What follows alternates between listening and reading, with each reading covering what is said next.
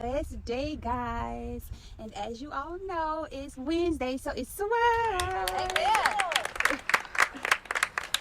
Stop now. Y'all be happy with it. Y'all be happy with it. Okay, y'all, I had to remove real quick because as much as I love doing the Lord's work, I don't want to burn to do it. I do not. So let's get into it. Such a nice day today. Alrighty, Judges chapter 2, verse 1. An angel of the Lord came up from Gilgal to Bochum. The angel spoke to Israel. I brought you out of Egypt, and I took you into the land which I had promised on oath to your fathers. And I said I would never break my covenant with you. And you, for your part, must not make covenant with the inhabitants of this land. You must take down their altars, but you have not obeyed me. Look what you have done. Therefore, I have resolved not to drive them out before you. They shall become your oppressors, and their gods shall not save you, or shall be a snare to you. For days I've been telling y'all. He does not want you to deal with other people who deal in gods. Idolize stuff. What that is, Baphomet, Moloch, Oshan, etc., etc., etc. It's like at this point, you can't even feel bad for him. You cannot feel bad for him. Let's recap. Let's see why we cannot feel bad for him. You know, because people love to beat people down and be like, oh, I can't believe you left me. Like they weren't trying to kill you the whole relationship. I've been trying to kill my God the whole relationship. And then what it said, as God spoke these things to the Israelites, they began weeping. Oh, now you want to cry. Took you out of Egypt. You cried the whole time. You cried the whole time. All the way to the sea to be parted. You cried going through. You get to the other side, you're crying again. You should have took us back to Egypt. You should have left us in Egypt. You brought us in the wilderness to starve. Yada, yada, yada. God said trust the process. God gave y'all manna. The manna stopped coming down when they got to a certain place that they conquered where they can get cattle and everything. When they start eating meat from the land, God stopped the manna from coming down. He fed you. He was with y'all. He was talking to y'all. Oh, we're scared. No, turn away from us. Put a man in front of us. We're too scared to talk to you.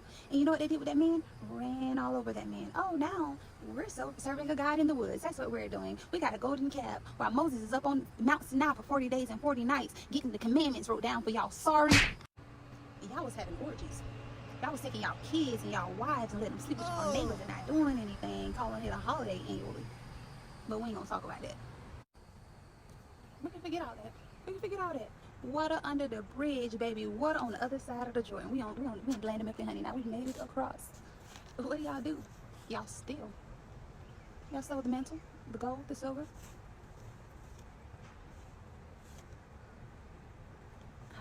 Like, how many times I gotta keep forgiving you?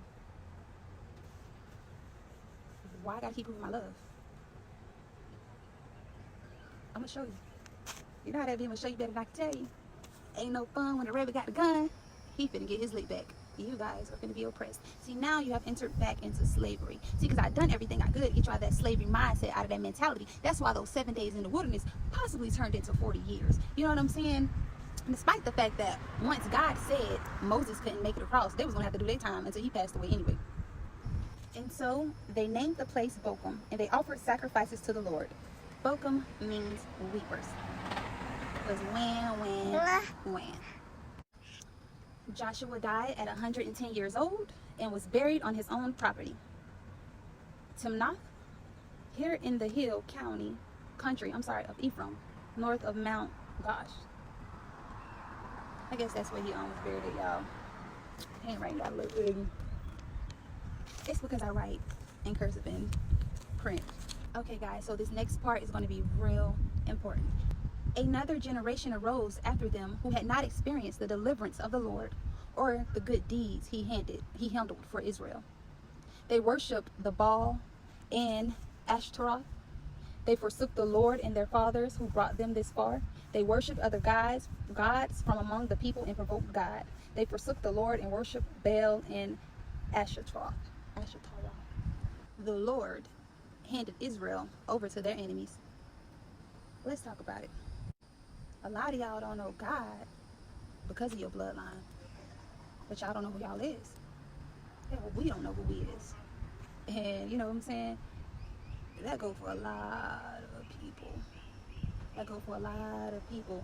Generation after generation have passed. You gotta understand, this is why a lot of y'all don't know God. This is why a lot of y'all believe that the universe created everything. This is why y'all fall so quickly and easily into witchcraft and sorcery and astrology and astronomy and everything else, and just follow the leader, letting some deity tell you what's gonna happen. And you know what the problem with that is? Because people like say, oh, that is blah, blah, blah. No one ever said it ain't real. The problem with that is you're letting a deity dictate your life, boo-boo. See, because when this deity says today Pisces are going to have a bad day, today something's going to happen, and oh, Cancer's going to go back to their lover, and Aquarius, well, they're going to take a deep sea dive, and you're going to wake up all day saying, I have been missing my ex. You want to go to the beach today? It's conditioning, y'all. It's conditioning. I'm sorry. That was me. It's conditioning, boo-boo. It's conditioning, boo-boo. It's conditioning, boo-boo.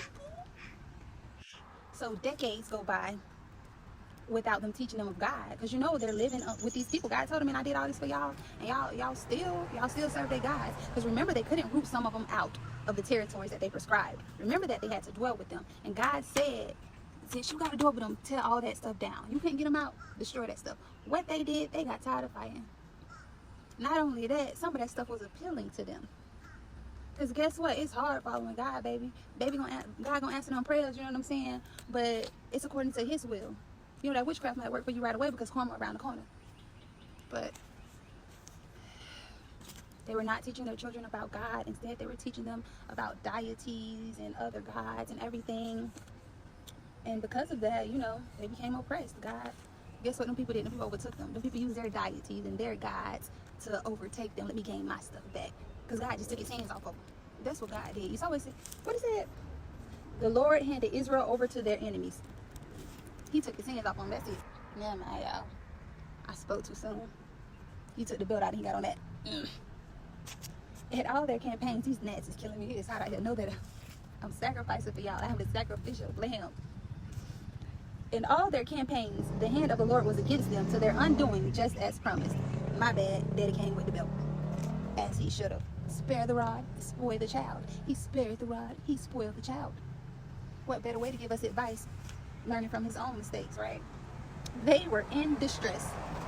My bad, guys. The plumbers had came to fix my toilet because it was stopped up. But let's get back into it. What do parents do after they punish their children? They tend to feel bad, right? Come on in here and eat. Food ready.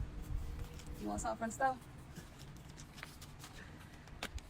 The Lord felt sorry for us. He doesn't like seeing the ones he loves in pain, but he just despises disobedience. He felt sorry for us. He felt sorry for his children.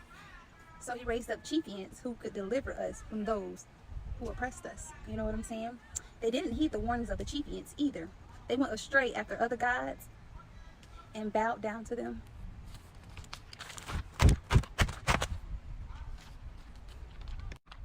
They were quick to turn away from their parents' teachings of the Lord. How many times our parents tried to warn us about how hard life would be if we didn't go a certain way and we had to go out and see for ourselves, right? I guess they ain't tired of seeing for themselves. So, chapter 2, verse 18. When the Lord raised up champions for them, the land would be with the champions, and they would save them from their enemies during the chief's lifetime. For the Lord would be moved to pity by their moanings and groanings, and because of those who oppressed and crushed them. So they crying to daddy.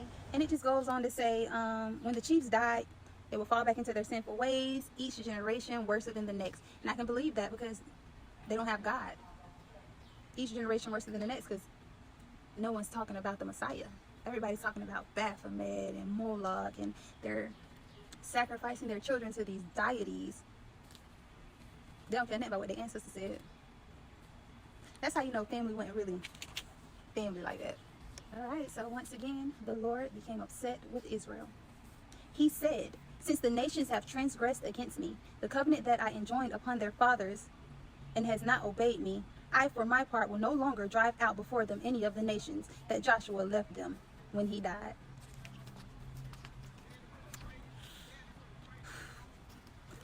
That's deep. Chapter 2, verse 22. For it was in order to test Israel by them, to see whether or not they would be faithful and walk in the ways of the Lord, as their fathers had done.